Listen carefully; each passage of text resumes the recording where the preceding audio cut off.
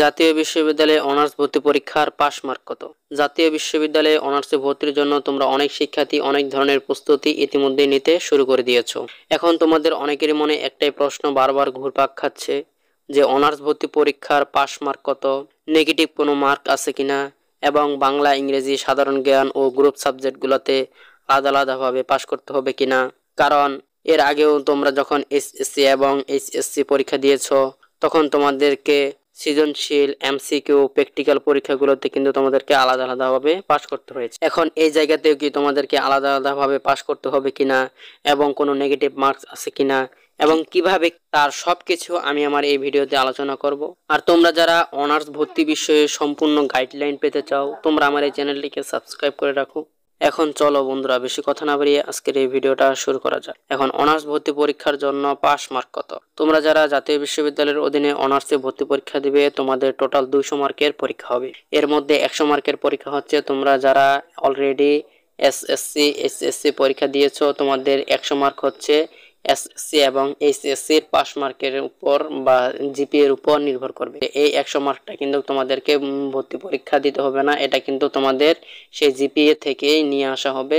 এটা কিন্তু তোমরা অলরেডি পেয়ে যাবে, সেটা তোমাদের ভর্তি পরীক্ষার নাম্বারের সাথে যোগ হয়ে যাবে। এখন তোমাদের অনার্সে ভর্তির জন্য যে পরীক্ষাটা দিতে হবে এই পরীক্ষায় তোমাদের টোটাল 100টা এমসিকিউ থাকবে।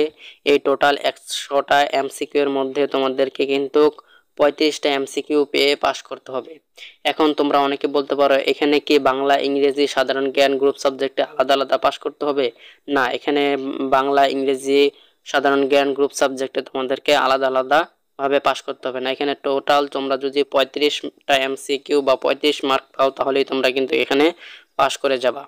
এখন তোমরা অনেকেই ইংলিশে বা তোমার গ্রুপ সাবজেক্টে দুর্বল রয়ে, তোমরা যদি সাধারণ জ্ঞান আর বাংলা যদি একটু ভালোভাবে পড়ালেখা করতে পারো তাহলে কিন্তু তোমরা এই 40 মার্কের মধ্যে কিন্তু এই 40 মার্কের মধ্যে কিন্তু তোমরা 35টা এমসিকিউ পেয়ে যাবে। 35টা এমসিকিউ যখন তোমরা পাবা তখন কিন্তু তোমাদের সামনে একটা চান্স থেকে যাবে যে তুমি অনার্সে ভর্তি পরীক্ষার জন্য চান্স পাবা, এরকম একটা তুমি আশা বাঁচায় রাখতে পারো। আর তুমি যদি 35টা এমসিকিউ যদি না পাও, তুমি যদি পাস না করতে পারো তাহলে কিন্তু তুমি যে অনার্সে ভর্তি পরীক্ষার অনার্সে ভর্তির যে তোমার যে আশা রয়েছে, আকাঙ্ক্ষা রয়েছে, সেটা কিন্তু তোমার বৃথা হয়ে যাবে। সেটা কিন্তু তোমার জন্য পসিবল হবে না। তুমি কিন্তু এবছর অনার্সে যে ভর্তি হতে চাও কিন্তু ভর্তি হতে পারবে না। এজন্য তোমাকে কিন্তু অনার্সে ভর্তি পরীক্ষায় পাস করতেই হবে।